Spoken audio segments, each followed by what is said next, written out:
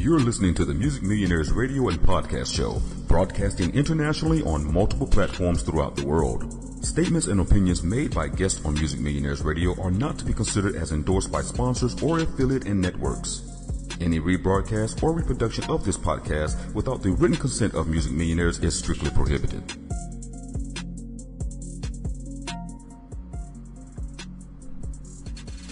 Get ready for a day or night filled with information into the music business, your favorite artists, new releases, or production tips or ideas. If there is something we think will help you as a fan or musician, you'll find it on this show. That includes YouTube tips as well. And I'm your host, SG-1 from The Piecemakerz. So stay tuned, sit back and relax, and get ready for this episode.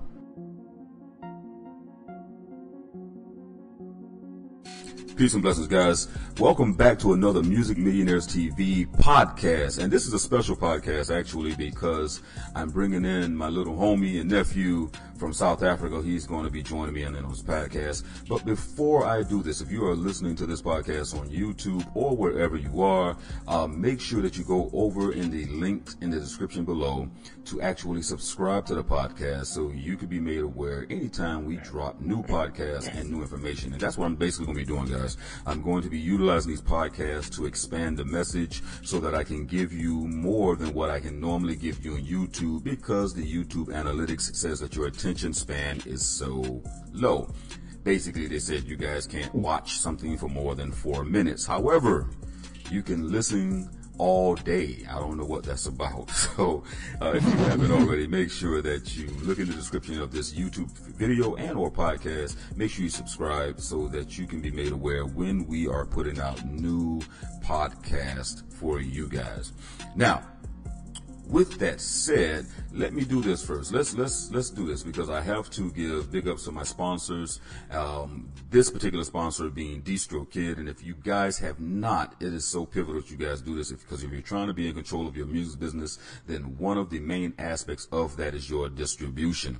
And so with technology today, a company like DistroKid is pivotal to your success as a record label, as an indie artist, as whatever you're considering yourself right now. DistroKid is foremost. It has to be the #1 platform that people can use, not only because it's affordable, which is $19.99 a year, but because it broadens your reach. You know what I mean? You guys can basically be on all the platforms: Spotify, Google Music, Deezer, Napster, you name it, iTunes, and receive 100% of your royalties without having to worry about somebody taxing you on the back end, except for the cost, of course, the platform, iTunes, them, they have to get their money. But there is no other place that's offering distribution for $19.99. And let me tell you this, because many times people ask me questions about, like, so what do you prefer, iTunes or CD Baby, DistroKid? And I have to be honest with you, if you go to DistroKid's website, when you follow the link in the description, you can look at the testimonies and you will see that the same companies you just asked me about, TuneCore, CD Baby, they're actually using them. They're actually attesting to how good DistroKid is really, their services really are. So, excuse me. So, if you don't mind, make sure you visit our sponsor and receive a 7% discount when you click on that VIP link. Now, with that being said, let me introduce my man from South Africa and one half of the peacemaking group called Shilu. Shilu is a South African group, male and female. I don't want to put too much of their business out. I'll let him say it. But it consists of Shine and Luyanda, the songstress. And so, Shine, welcome to the podcast. Thank you for having me. Am I allowed to call you Malume here, or should I call you SG? Well, listen, you know what I mean? Malume is for us, but since you brought that up, you're going to have to explain to them what Malume is, and then, you know, you have to go to SG from that point on. That's a private thing. You can't be sharing my private name with everyone. Then it's not going to feel as special. I'm with you on that one. It's an honor to be here, SG-1 of Tha Piecemakerz. Hi, everyone. Nice to be here with you guys. I'm all the way from South Africa, a part of Shilu. Like SG-1 say right now, my name is Shine, and there's Luyanda as well, but she's not around right now. We are signed to the Grammy Award winning team, The Piecemakerz. Yes, the Peacemakers music group, and we're producers, we're a duo group, we're songwriters, and we're artists as well. And yeah, it's been a great. It gets different when you're on the other side in the interview, huh? See how that works? Yeah. So I had to put you in the spotlight now, because it's not just you sitting there watching me and letting me do all the talking. So now you're like, yeah, all right. Yeah. What's next? Hold on. What you avoided was explaining to people what Malume means, because see, you brought it up and you didn't talk about it. So what is Malume? Malume means uncle, but it means he who's like dad, basically. My second dad. That's what Malume means. So, it's a term that you use to call maybe your brothers, your one of your parents' brothers. It could be your mom's brother, it could be your father's brother. But, in this case, the reason why we call SG Malume is because he has been a father figure to us. He's been a father to us. He's been a role model, and he has taken us as his own. Right. So that's why we call him Malume, because it's more than just business, but the business is a big part, but it's more than just business now. We've become a family, and we have to show that respect to him and not just call him by name like, yo, SG, because South Africa culture plays a very big role. You can't call a person who's older than you by name. That's very disrespectful. Right. You know, so you need to address them like now as they are. So it's either you call them auntie. And you know something though, remember we talked a while ago, that is something so similar to our culture here, you know, as Native Americans. We have the same philosophy, like, so when a father passes, or a brother's, two brothers or a sister and brother, doesn't matter. But if one passes, and even if he doesn't pass, each uncle is or becomes the father of that child. And so in our language, it's Chaktu. You know, that's our language. Chaktu. So, Chaktu. So that is so pivotal, because, see, I think that's a large part of what's going on here in America right now. See, Sean, how old are you? Let everybody know how old are you. Oh, by the way, I'm 25 years old this year. So he's 25 this year.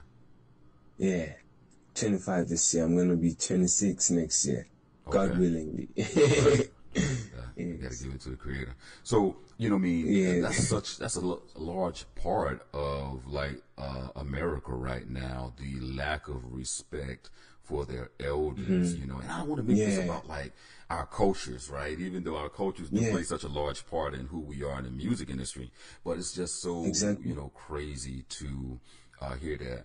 And before I go in, right, I'm going to take a real quick break, because I want to play Battlefield for them. I want them to listen to Battlefield, and then we're going to come right back. And then I want to ask you a question. Have you seen Black Panther yet? I haven't watched the movie, but I've seen the trailers. You seen the trailers? Okay, good. I've seen the trailers, yeah. Good. All right. So hold on, guys. We'll be right back after this. That's not a problem. So right here is where we'll cut, edit, put. You see, the rap music is an American culture. You understand? Right. We take it from you guys, and you can see it. If right now I come through with a do-rag, sag my pants and all of that, it's going to be like, boy, get out of here. You African. Why are you trying to be us? Right, you know right. Because one of the things would be, firstly, I don't even know if people still wear do-rags, but the pants sagging, I can relate to. I got you on that. But yeah, I see your point. You know what I mean? Because I think that's a large part of, like, our people, you know, the native people, it's been our plight. You know, a lot of whites, you know, in the 50s and 60s, even now, you know what I mean, pretending to be Native Americans or playing in Native American roles. The Lone Ranger with Johnny Depp, you know what I mean? Exactly. And, you know, that's very offensive when you can just have a Native American play that role. Native American But I think, I don't know, this is what I think Hollywood does. I think that it exemplifies and always have to be in control of who they cast, for lack of a better word. Yes. To give it that stereotype. You know what I mean? So to me, I think the stereotype is that, oh, well, if you're black and from America, there should be no problem with you playing an African role. Or an African role, yeah. I get you. But I really want to ask you a question. I mean, it's deep, actually, what I want to ask. I mean, if you look at, let me use Jesus for an example. Jesus is blonde, haired, blue eyes, right? But if you go down to where he actually comes from, right? Mm-hmm. If you ask around Israel, my aunt's been there. My aunt goes there every year. So if you ask around Israel, like what kind of person he was, like the elders who have the knowledge being passed on to them, I tell you, first thing, the name is not the name. And then the second thing, they'll tell you he does not look like what you see on the TVs. You understand? Right. No, hands down. No, hands down. Let's go back first, because you said right at the end of your statement or question, and I wouldn't agree with that. And I think you're clarifying it as you're going along. But no, hands down. You know what I mean? I think the blonde hair, blue eyed, a stereotype of what Jesus supposedly looked like. Is widely accepted, but also the truth is known, because when you read into the Bible, it obviously defines and describes what he looks like, you know, and you can't say, you know, feet of burnt wool or hair like wool and bronze feet or copper. So, you know what I mean, that completely blows the lid off the top of the perception of what he looks like. And we're not supposed to be doing this. See, you got me going. We're talking music, bro. Don't be doing that to me. But let me finish what I'm saying. You brought it up. So, the funny thing about that is when you look at Catholicism and you go to the Romans and you go into the Catholic Church, they have a picture of supposedly his mother, of a black woman. No, it's black, right? It's a black baby, it's a black woman, and they know, you know what I mean? So they have that. So why they continue to push that image, I don't know. However, we're back to the casting of people in Black Panther. Let's go back to that. Let's stick with that. Okay, let's go. I'm sorry, everyone. It's just you know, I just had to use that example because it's really deep. It's that deep, you know. So they could have used South Africa. They could have used. Okay, there was one South African actor in Black Panther, right? But one is not enough. He's an old man. He's the old man. I forgot what his name is, but he was one of the actors there. You talking about one of the elders here? Because they had several elders in there. That one elder had a legitimate plate in his lip. I'll show you. I'll send you a picture of that man. Okay. You know, I'll send you a picture of the man, and then probably you could post it up somewhere so that people can actually see what I'm talking about. Okay. I'll send you the picture and the name. Okay. So they had one guy who was there, right? But the thing is, they had no Africans from. They got Lupita Nyong'o or what? Lupita Nyong'o, the sister from the African continent, the African country. They got her on. They got a couple of Africans, but the majority of the cast, like Michael B. Jordan, and the other guy, the main casts, they were from America, African Americans, you know? Right. And I think they did that maybe to actually sell the movie, you know? Right. I think maybe they did. You're saying that they use African American characters that would pull or draw blacks here in America to the movie. Exactly. You know, because the cast that you're talking about, like the Black Panther is Chadwick Boseman. I think I said it right. Then you have Michael B. Jordan. You have Lupita. I don't know her last name. Nyong'o. Yeah, Nyong'o or something like that. We're on the right track. So now you have Danya Gurira. I don't know what last name that is. Is that African American? Danai. I can't pronounce it properly. I don't want to mess this sister's name up.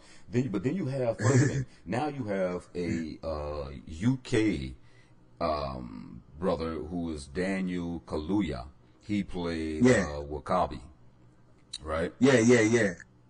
And then, you know, of course, a host of others like Forrest Whitaker and Winston Duke, etc. But I just thought that was so fascinating because I wanted to hear from a real African's perspective. You know, someone who's from South Africa, someone who lives it, who obviously knows the culture, and want to see how, you know, what's the general feel for how our African brothers and sisters over there take that when it happens.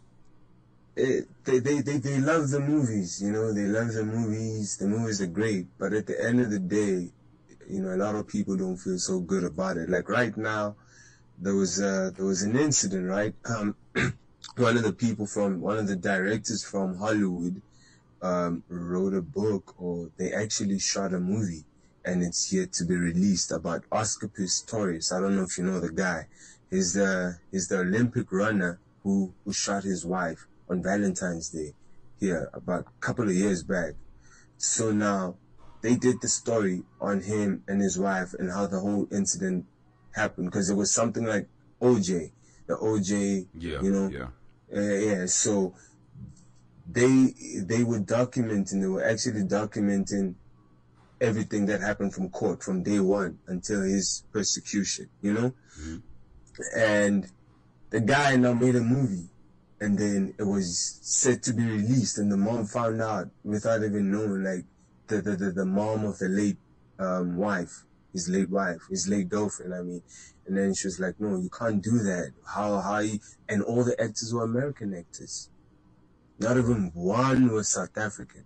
Nothing. The storyline, everything was about two lovers in South Africa, two lovers from South Africa, white, all of that, but it wasn't, you had no Africans in it, you know? Wow. And the least that they could have done was approach the parents first, approach the family first, you know? Right. But they didn't do that as well. So there's a lot of sensitivity in this as well, and as well as the accents, you know, when you mimic another person's accent, sometimes, you know, how can I put it? You know, when we're joking, right? Right.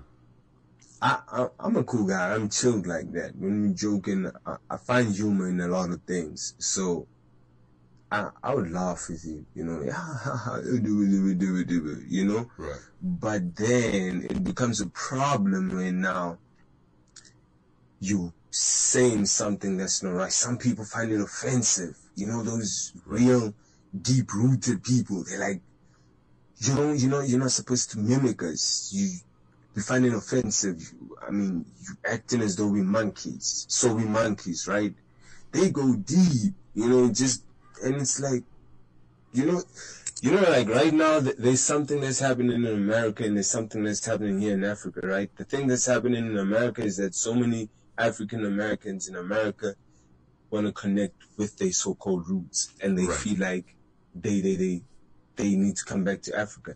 While at the same time, people in Africa want to be African Americans, but at the same time, people in Africa don't want African Americans to be a part of Africa, and some people in America don't want African Americans to be a part of Africa. Right. They'll tell you, I'm not from Africa. I'm from America. So let's bring this full circle, because, you know, of course, we delve in the music business. Does a lot of that have to do with the culture that they see with Black Americans? And the reason why I say Black Americans is because I think when you are in a place, and here's my example, I'm like, well, if my children was born in China, they would be Chinese. Okay. You know what I mean? They wouldn't be African Chinese, or, you know, they would be identified as Chinese. And so, you know, here only in America do you be born in a place, and let's say somebody can prove they're from Africa, let's say 5 or 6 generations ago. Okay, let's, you know what I mean? So 100, 200 years ago. And I know my numbers are off, but why are you still identified as African? But I want to go outside because we're supposed to be talking about music. But my thing is, do you think what our brothers and sisters over there in Africa see in the American culture with the hip hop and the violence and all the things that are exuded here is part of why they don't want, quote, African Americans back in Africa? I would say it has to do more with the lifestyle. I remember when Puff Johnson, is it Puffy Johnson or Puff Johnson, that lady with a beautiful voice from America, she wanted to get permanent residency in South Africa. They denied her, you know, and they didn't deny her because of a bad credit or anything, you know. Right. I think she was denied because of the fact that she could be from America. You understand? Right. It's like, you see the way that Americans take the Islamic people. Right. You know, they don't want them in America. Right, right. You know, because they terrorists. So now, with Americans, it's like, y'all guys, can I say it the way that they say it here? Yeah, you can say it the way they say it there, and then we're going to go to break. Go ahead, say it the way they say it. The way they say it here is that they don't have a culture. You understand? Yes, you guys don't have a culture. You do as you please. Right. And you cannot do as you please in a country that has culture. There's a difference between law and tradition. Right. There's a difference between law and culture. Right. So it seems like with everything, the wilding out, the shooting, the killings, the thugging, the music, it's like you guys are a bad influence to Africans. Got you. Know? Got you. Like, so hold that thought. Right. We'll be right back after this. If it's something hot you want, then it's something hot you'll get.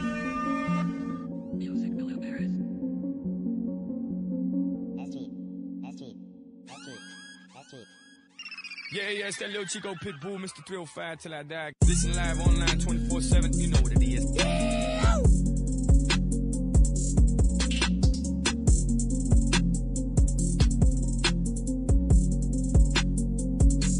This is Big Snoop D-O-double-G, and I hope y'all ready for the bombest that ever graced the airwaves.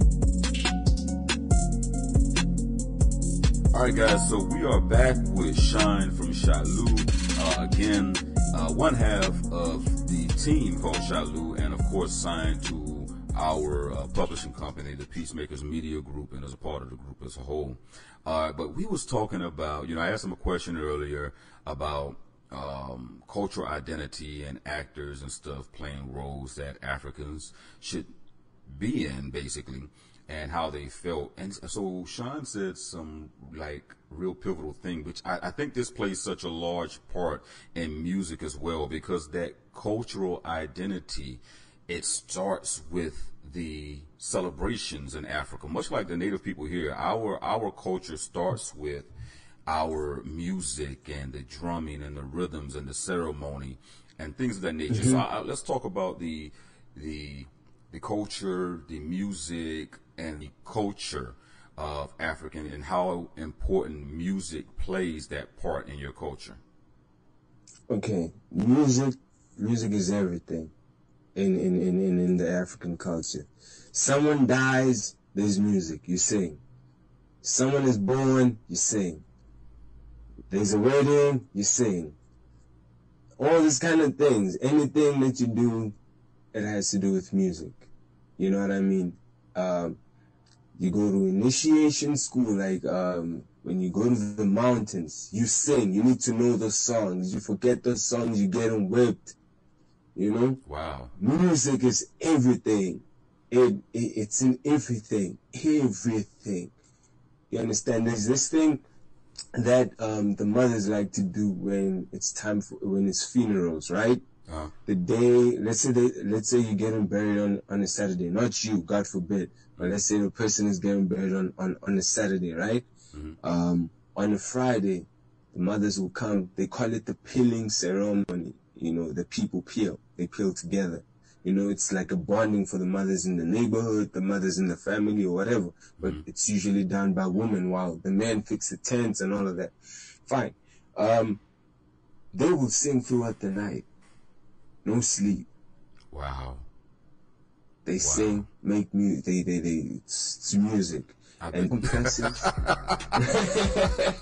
He said, no auto-tune. Right? Yeah. No compressors. We don't want auto-tune here. You gotta use pitch control. Wow. Straight a cappella. Right. And everything we do, it revolves around music. And, you know, there are things that you can do and can't do in the music industry in Africa. If you do these things, it's either it's gonna be the upcoming or the downfall. You know, uprising or the downfall. I mean, you know, because I remember there was a song that Davido did from Nigeria with McMill, right? And they had cocaine on the video, like cocaine bricks, and he had to release a video within the next month or the next few weeks after the people saw that video. You know why? What? It's because they were like, so this is what you teach in our children. Oh, yeah. Right. You understand? They're like, no, we don't support this. We don't care whether you did the song with an American artist. We don't care. We don't support it. So this brings up a good question for me right now. So how is American rap music taken or accepted in Africa? Like, how is that accepted right now? We love it. I'll be honest with you. Now, when you say we love it, are you saying the younger generation or the South African people as a whole? The African people as a whole. They love American rap music. So even with all the booty shaking and the disrespect. So now hold on. Let's be clear. So you're not talking about the Tekashi 6ix9ines and Trippie Redds and all the other things. You're saying which particular type of artists are you saying the South African love? Give me an example. Okay, let me be honest with you, right? Let's say we're watching MTV Base, right? We've got MTV Base right here. It's called MTV Base. It's not like straight MTV like you guys. So this side is called MTV Base. So let's say you're watching MTV Base and Cardi B pops up and she's shaking and she's shaking. And you're sitting there with your mom or your sister. I won't tell you, change this nonsense. You understand? But when you're in secret, you're going to watch it alone and you're going to dance, you know what I mean? Because a large part of the African culture, man, like I've seen a lot of the dances that they're doing now here in the States are basically African has an African origin. And you know who was the first person to actually start with that? It was Beyonce. Remember that video? Who runs the world, girls? Who runs the world? That video, there's a particular dance. These two guys are dancing in that video. That's called the Pantsula dance. That originates from South Africa, Soweto, Johannesburg. You know what I mean? Right. So she went, because now look at this, right? Oh my man, this makes me laugh. You know, she did not know where the dance originates, right? So she thought just because they Africans, they know how to dance this. Yes, the guys didn't know how to dance this, but she said, call those people who know how to dance this original dance. Those guys were from Mozambique. They weren't from South Africa. Wow. You understand? So they thought they had the real deal. But that's not the real deal. You understand? So people, we love American music. I won't lie about that, but it's sensitive when you have your elders around. Right. You know, you have to switch. You have to change the channels or change the song, whatever it is that you're listening to that has profanity, the booty shaking. They don't want to see that because, you know, the way that let me put it like this: the way that our ladies dress these days, they dress just like the music video vixens. They don't put on clothes no more. Yeah, hence, you know hence I gotta put a plug in for you guys. Hence, Young Material, you know what I mean, the video Exactly. Young Material that we did. That's example. Okay. So That's now, the best example. So now with all that, so with everything that you said, and I'm trying to move it along here because definitely want to get to this point right here real quick. Okay. So in a situation like you guys, it's very unique, obviously, because you have now you also have this thing because, like you said, you love American music, you love rap music, and so you guys, of course, are rap and R&B. What has been one of the biggest challenges for you guys being out of South Africa? They don't want to accept this because we are keying into the American channel more than the South African channel. What I mean by that is that here, if you're a rapper, you can mix it up with vernac. You understand? Well, now, what's vernac? So, vernac is a particular language. We've got 9 languages here. Hold on. You got how many languages? 9 languages in South Africa. Okay, You've got 9 Afrikaans. languages. Hold on, 9 languages that you speak. Yeah. You can't get people here to barely speak daggum hood. They can't even speak hood properly now. They keep changing that every year. So you speak 9 languages. 9 languages. So it's very few people that can actually speak all 9 languages. That's why you find it easier with me to speak Yamasi.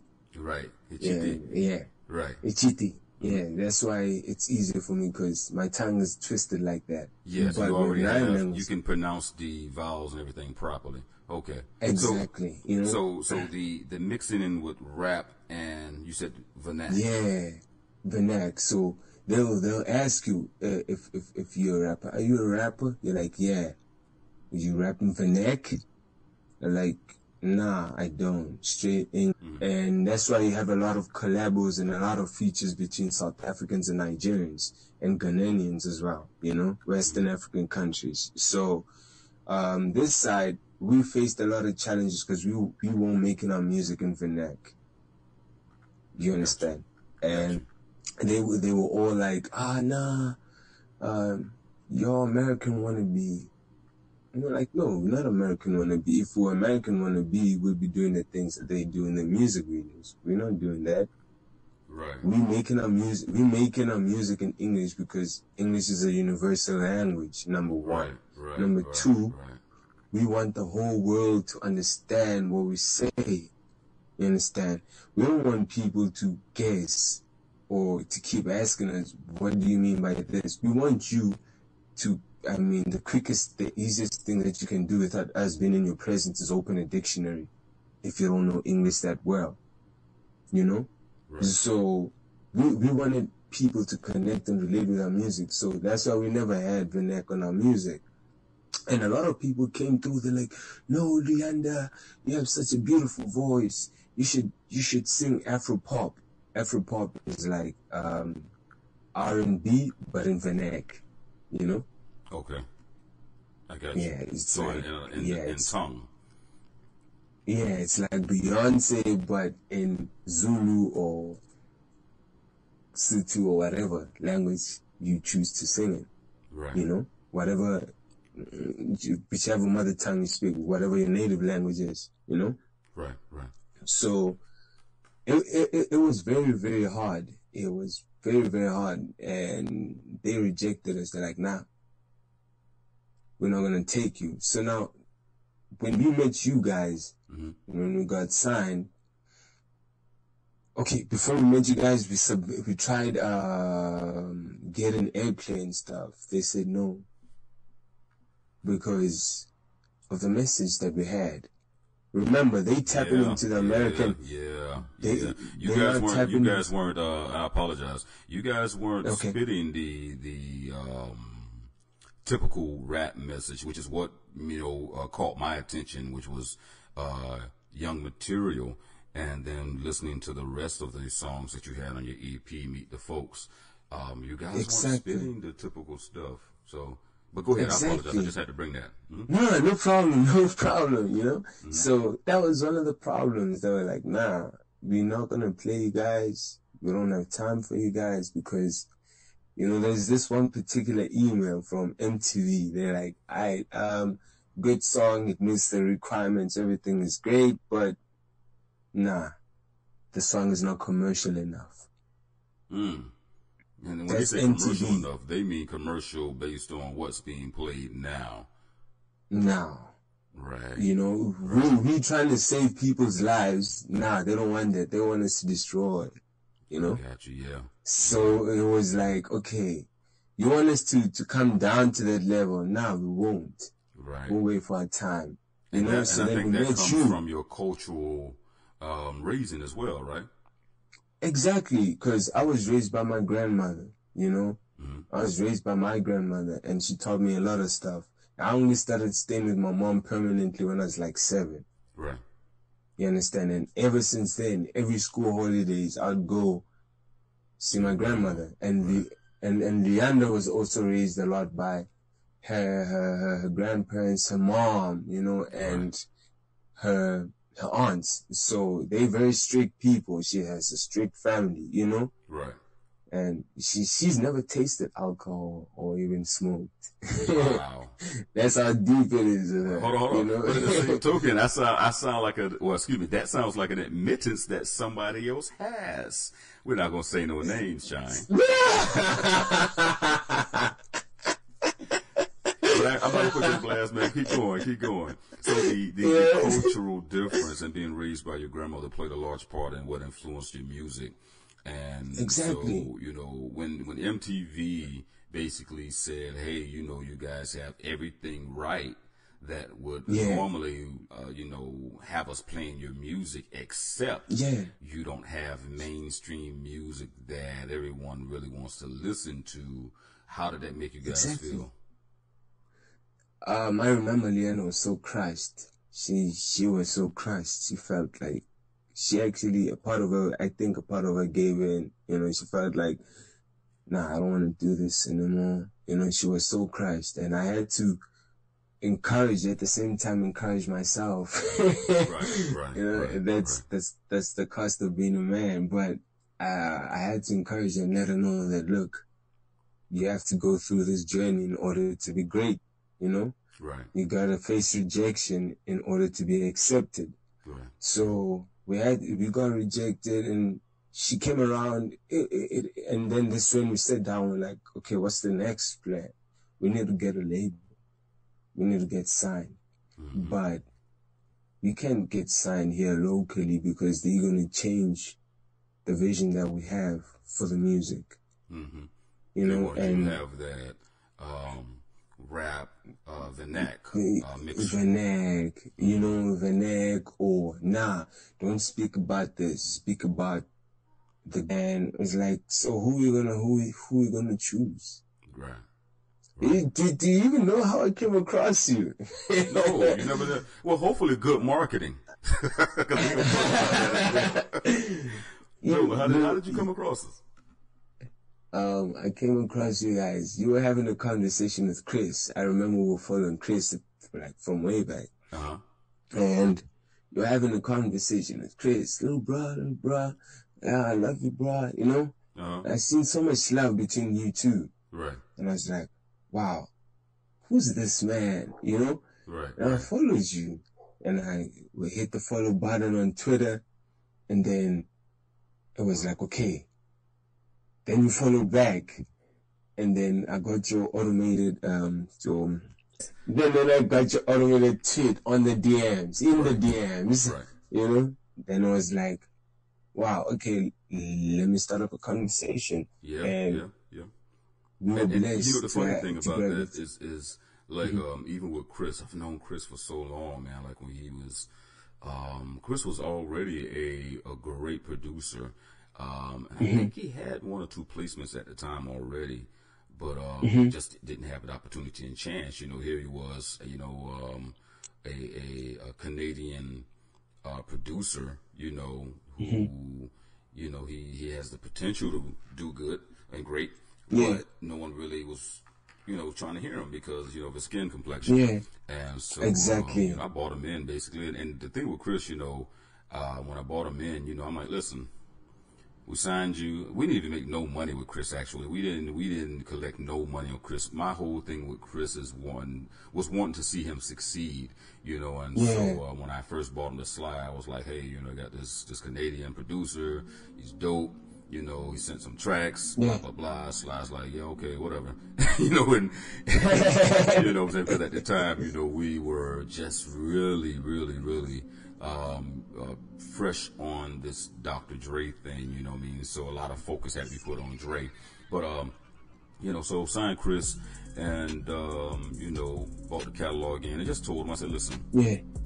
Take off, use our credentials, go out there, attach yourself to the brand, and bring money in. And he did it. And that was, the thing that he did the best. He attached. And so when all of the controversy and a whole bunch of stuff we had going on inside the camp internally, because there's not always good times, we would always fly out to wherever I was, whether it was Cali or Florida or wherever.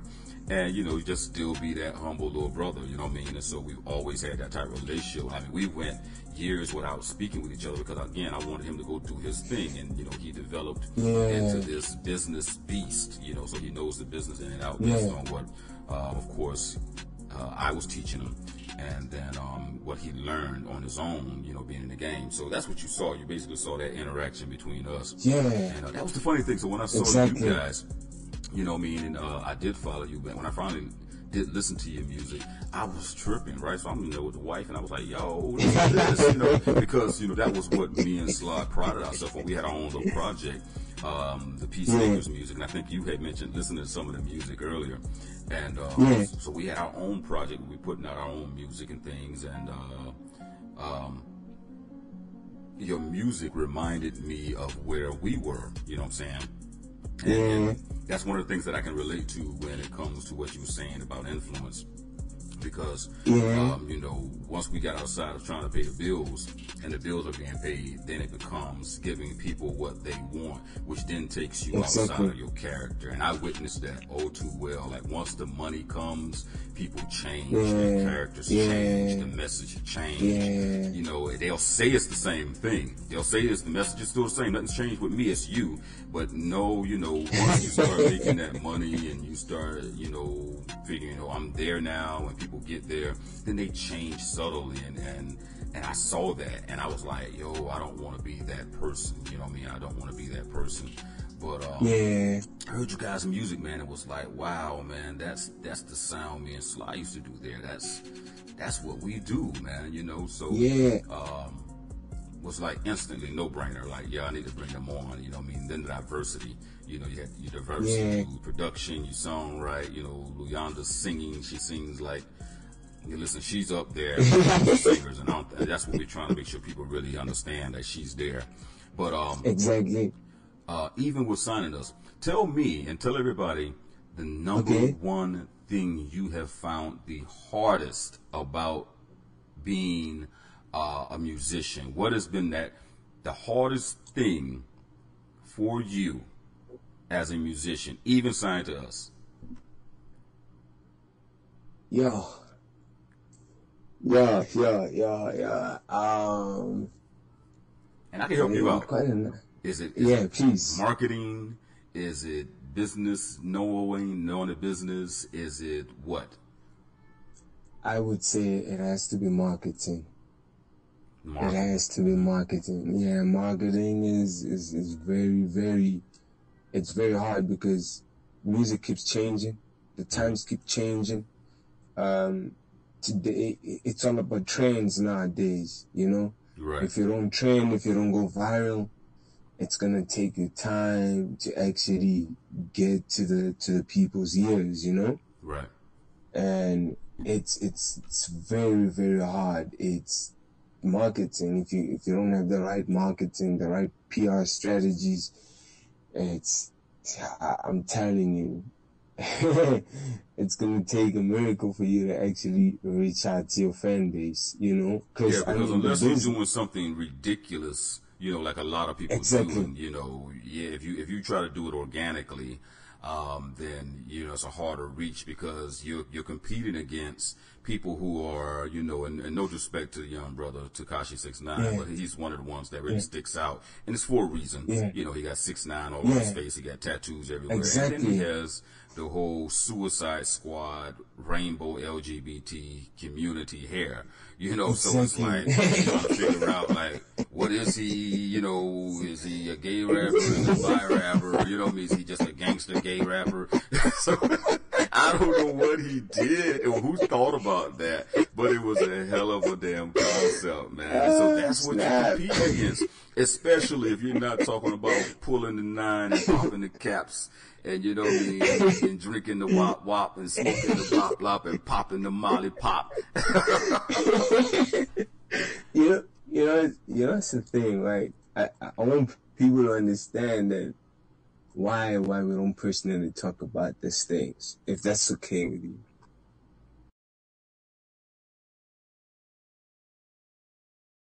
Okay, I mean, why we don't want people to know these things? Because, I mean, most of these youngins, they actually experiencing this life right now. They were good kids in high school, you know. If you do a background check, you can see Tekashi 9. He was a good kid, you know.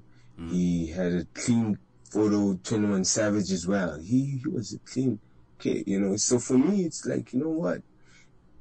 I was a drug lord. I was a young mafia at the age of 16. You understand? I wasn't working for anybody.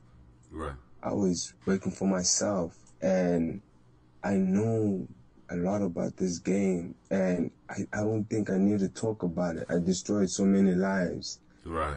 That now it's time for me to make up for it and build instead of destroy, you know? Right. So for me, we really don't want to talk about these 9s, these Marleys, this, you know what I mean? Because yeah.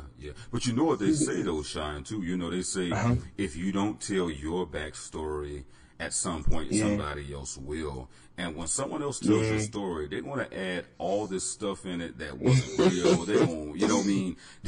Oh, like, look, you don't know Shine. They're going to call you by your hood name, too. It ain't going to be Shine, I bet you. So, you know, Shine was pushing all of the cocaine. I seen him make a cat sniff the cocaine. You know what I'm saying?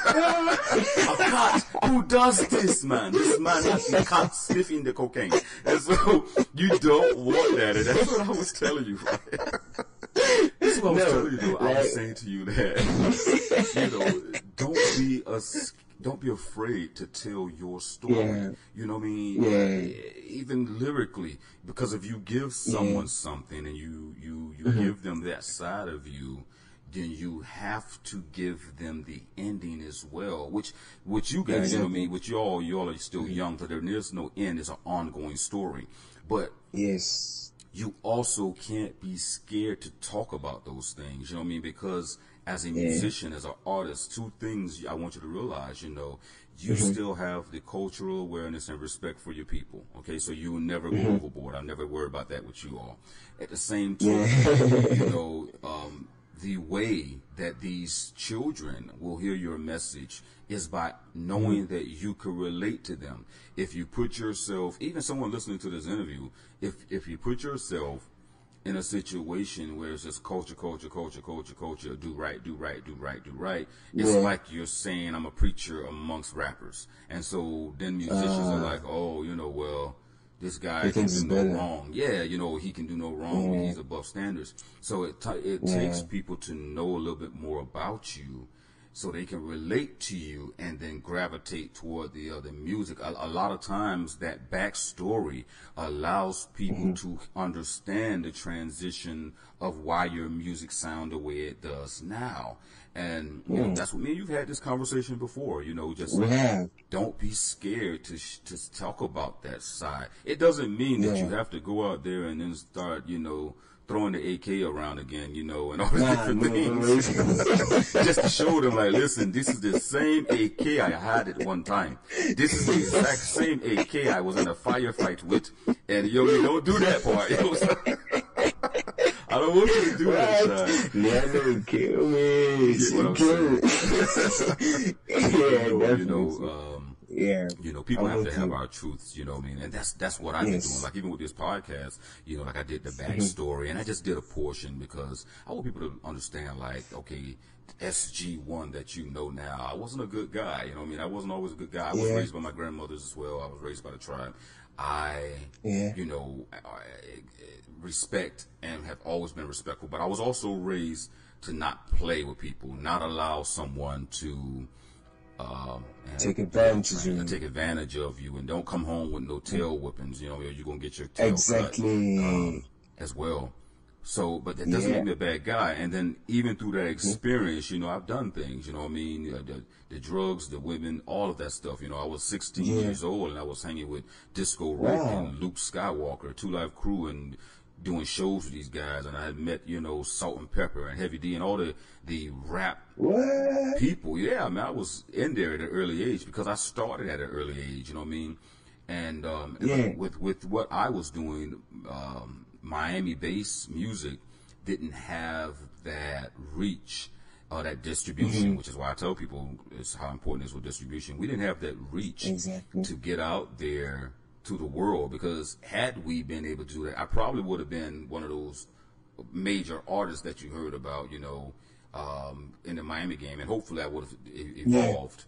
But, you know, even during that time, doing shows and making money, you know, I still was doing typical stupid stuff that I'm not proud of course, you know what I mean? Because now in my 40s, you know, who does the young boy thing, you know what I mean? I'm proud to be over 40.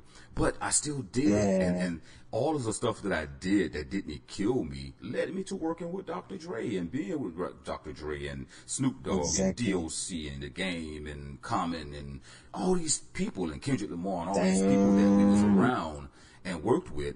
You know, that experience is what got me to be able to, me and Sly both, to be able to get, we was giving our story to these people. So ghostwriting is really you giving your story to someone else to say it, you know. And so in order for that to happen, we got to have something in common, you know what I mean? We're not going to write something for someone like Dre and he can't relate to the message that we're talking about. So there is something in common that we have that allows the message to be heard. And then think of it like this, Sean.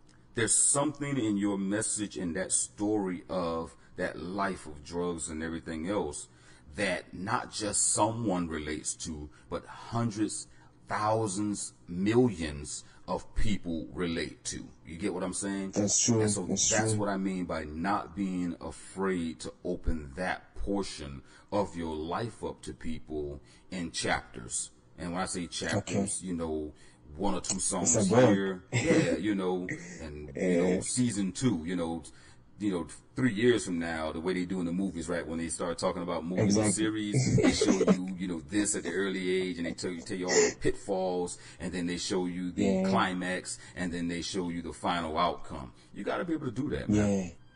You got to be willing to do that. And then let's make a deal right now, and then the people who are listening to the podcast, right, they'll bear witness to what I'm going to say right now. Okay? All right. They need to get the EP. If the EP sells over 20,000, just on iTunes, right? We're going to drop an album. And the album that we're going to drop is going to have a story. How's that? Oh, you asking me, or you asking the people? You know what I mean? I'm asking all of y'all. Well, here's the thing. Here's the thing. Uh-huh. Outside of this podcast, for those people who won't hear this podcast, what will you and Luyanda do that allow people to want to hear that next album? Right? What are you going to show them? What are you going to talk about? Who are you going to be that allows them the opportunity to want to hear that next album? Because see, that's the thing again. You got to understand that, and for all you guys listening, you're not selling your music. You are selling yourself. You are telling your story. You are saying, the same way that we gravitate, right, and we chop it up and we talk, and I'm illuminate to you. I'm their uncle. Yeah. That's what I give people. I give people that. And like what you guys haven't gotten is the uncle that's gonna scorn you. You know, like you did bad, pop that hand. You understand? They haven't gotten that side yet. You know, but we'll make sure we ain't gonna get that. I hope not, because that's a different guy. You know, that's Hulk. I don't know if people pay attention to my videos. I can tell. Listen, I can tell. Look on my desk, one of my videos, and you will see a little green little figure in the background, and that's my characteristic. That's Hulk, you know. So you don't want to see that guy, you know what I mean? Because that's the guy I'll be suppressing. You know, I got to suppress it because of who I am. But we don't want Hulk. No, we don't want the Hulk, man. Trust me. We don't want Hulk. That's the thing that I want you to get, and we're gonna wind this thing up. But so the message at the end of this podcast is like, you know, I want everybody to get is that it's you that people gravitate toward, and it was you and that conversation that, you know, I had and my wife listened to, and she got a chance to hear you and Luyanda, and you got a chance to hear me, and made you say, you know what, yes, I want to deal with them. And we was like, yes, you know, we want to work with them, because it was the people behind the message and the music that we come to love, and that's what people really have to get. Yeah. We're gonna give them that. We're gonna give them that. Because, I mean, with the first EP, we were actually trying to find ourselves, because that was the first time that we actually worked together. You know what? I'll send you a song I did. The title of the song is Dirty Hands. There, I speak about most of the stuff. So, see, that was one of the times. Right now, everybody's gonna witness. I'm gonna spank your hands. Why have I not had this song? Why you got to sing it to me? Why am I hearing about dirty hands while we're doing this podcast, Shine? We can't do that, bro. We can't do that right now. That's not how we're gonna do. Because we were planning to redo Dirty Hands and have Luyanda actually be on Dirty Hands this time. So it's actually a dope track, you know.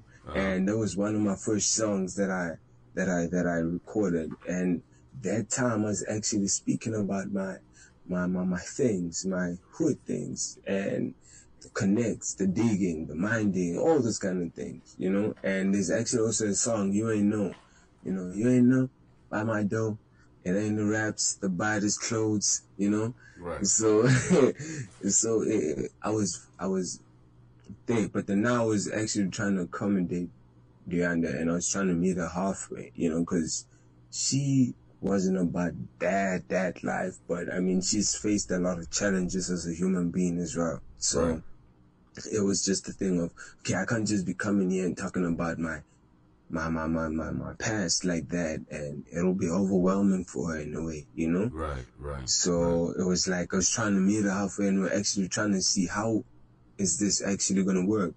And Young Materials was the first song we wrote together, and it was written in a day. She wrote it on her way to the office to come see me when I was working at the shelter. She wrote it there, and when she got there, I wrote the other verses as well. We came up with the name of the song. That same day we went to the studio, we recorded the song, and then we're like, we want more of this. The world needs more of this, you know? Right. And now I understand what you're actually saying. So we actually want to sit down. There's a lot of songs coming out. There's Ghetto. Ghetto is one of the songs that's going to be one of the biggest highlights of the album, the songs in the album. Right. Ghetto is a dope song. There's a lot of songs, There's a lot of songs that are coming up, and you guys need to pay attention. You know, you need to follow us on Twitter and all of that. I was just going to say that, you know what I mean, as we wind this podcast up, like, how can they find you? When people want to reach out to you guys and find you, just say what's up. Or if producers, even though you produce, what if a producer want to just send you some tracks to see if you guys will, you know, bless it, and bless it? How can they find you? First of all, it's all about building relationships, you know? So if you follow us, it's not just going to be a thing where you follow us and just look at our timeline, you know? Right. Follow us, DM us, talk to us, mention us, interact with us, you know? Right. And let us grow as one. So you can follow us on Twitter at Shilu, SHILU 326, and the same as Instagram at Shilu 326. Right. And you can also check out our page on Facebook, Shilu ZA. So that's ZA for South Africa. Right. Yeah. All right, guys. So y'all heard that. And one last thing before we get off of this podcast. Okay. Can you tell them, just based on what I'm teaching you personally, how many placements you've gotten in the last 2 months? We're not going to talk about the earlier placements with like, the rappers Enoch and all this other stuff. Okay. But, okay. And how many opportunities? How about that? How many opportunities you've had, and how many placements you've gotten? Guys, like, we had so many opportunities. We had features. We had, and right now we just actually completed producing an EP, 8 tracks for that EP. That's all us. That's the Peacemakers. That's all the Peacemakers. That's all us. And it's dropping on the 15th of June. So we have a lot of artists as well. We've had a lot of placements. It's just that I can't name drop. If you want to see who they are, you need to follow us on Twitter. All right. And you get to see. What, 8, right? Or it was 6 or Over 8. Over 8. Okay. Over 8. But on the EP alone, that's dropping next week, that's 8. And then the other artists as well, it's just singles. So they coming through as well. We even got one here in South Africa as well. The guy actually today, he had his video playing on MTV Base. Isn't that funny? He obviously was talking about what you wasn't talking about. He was talking about South African booty or something. He got some placements. Say he got a placement, and we actually did a beat for him. So he actually wanted us to actually even go to studio tomorrow. Tomorrow's Wednesday. Yeah. He wanted us to go to, and we're like, nah.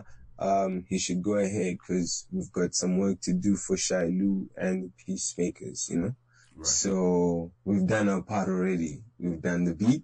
So yeah. So guys, we've learned a lot. We are like moguls here in South Africa. Hey, people come to us. They consult. Yay. Yo guys, how do I do this? I want to do this. What? Why? Because we are learning from a very great man, and he is not selfish with the information like that, Some people, they don't want to share the information because they want to be known as the one that does it all and that knows it all. That's crazy to me. Listen, I be spying on these cats, man, and I be like, I ain't gonna lie to you, I guess they call it trolling.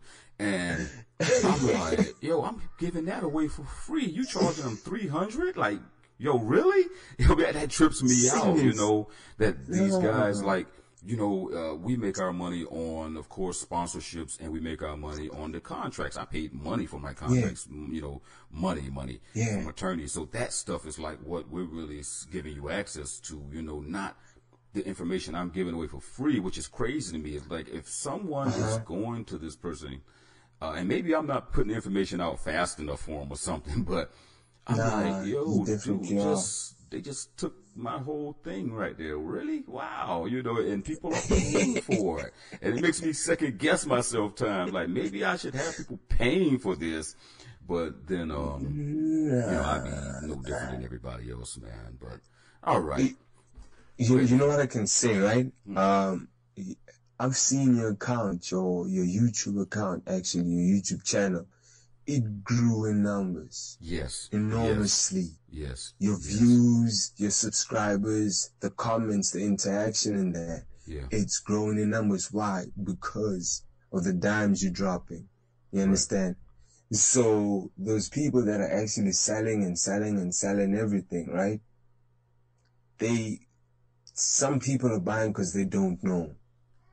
If they knew, they wouldn't be paying for such things, But it will come a time where you obviously will charge for certain things and certain things, Right. But what I can tell you right now is that the things that you've been teaching us as a whole. I'm not speaking for myself, but for everyone that's on the channel and on the podcast. They are golden, you understand? And always crystal clear, straight to the point, money-making moves. It's up to the person. Are you listening or are you not listening? Are you lazy or are you willing to work? Right. So you need to be willing to work, guys, because he's telling you everything. And look at us, just like that. Placements. You know, American placements, by the way. Right. South African placements. That's the key. American placements. I mentioned South Africa, but these are coming from America. Right. These are coming from America. So we international like that, you know, and we I won't say this, but yeah, they are international. There's even German placements coming up soon. There's even Korean placements coming up soon. Why? Because we have a great man that teaches us all these things. Oh, thank you, man. Yeah, so guys, pay attention. So you gonna remind me to extend your contract when it expires. I appreciate that. I appreciate that, Shine. All right. Well, thank you, man, for being on the podcast with me and dropping all these jewels from, you know, your perspective, and hopefully it won't be the last time, man. It won't be the last time. I'm really honored to be here, and I wish Leanna was here too, and I'm really honored.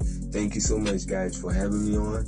And you know my line. Anytime you need anything, just hit me up. And anytime you think of shooting a movie that has African cast, you know, you can call me. I will do it for you. You said it won't cost as much. You will not have to give me $10 million. I don't need 10 million. I just need one. What? I need 10. Right. So you can hear my line now. You know? Yeah, we should actually do a movie, you know? Native American meets African. It's doable, man. It is doable. If you listen, it's just like anything else. If you set the hook up right and you hook it, you sell it, you close it, it's a wrap, man. It's a wrap. You can do it. It's a wrap. Yeah. We need to do it, you know? So it should be... Go ahead. Sorry. Go ahead. It should be a story. It should be a musical story. You know, like, remember that movie Hustle and Flow? Yeah. Yeah, it should be something like that, but then now you have to modernize it now. That's all the thing. You know, there's nothing wrong with taking something that's old and flipping it. You know? You just gotta modernize it. But modernize it. Let's do this. Sean, I appreciate you being on the podcast, man. I want to wrap this thing up. Yeah. And thank you so much for all the jewels. And I want to thank all of you guys for listening. I know this has been a long podcast, but I was chopping it up with little nephew here, you know, my South African nephew. And he dropped some jewels, man. I really appreciate that. But of course, guys, if you're watching this on YouTube, make sure you hit that subscribe button if you haven't already and click the bell notification. But if you came across this podcast on iTunes, make sure you also subscribe on there and Anchor and all the other places that this podcast is broadcast, not only in the U.S. but internationally. Again, thank you guys for listening. This is your host, SG-1, with my guest today, Shine from Shilu. Make sure you guys as well go to Napster, and I'm saying Napster for a reason, so if you don't know why I said Napster, go to my YouTube channel and watch why. But make sure you go to Napster and listen to the new single Battlefield. There will be a music video out soon to go along with that. We are working on right now currently, so make sure you go and stream to listen to the song Battlefield and get that message that Shine was talking about. Again, this is your man SG-1 from the Grammy Award winning team, The Peacemakers, and Music Millionaires TV. And you guys know my motto. Sean, I'm gonna let you end it this time. What's the line, Sean? Music is life. We out.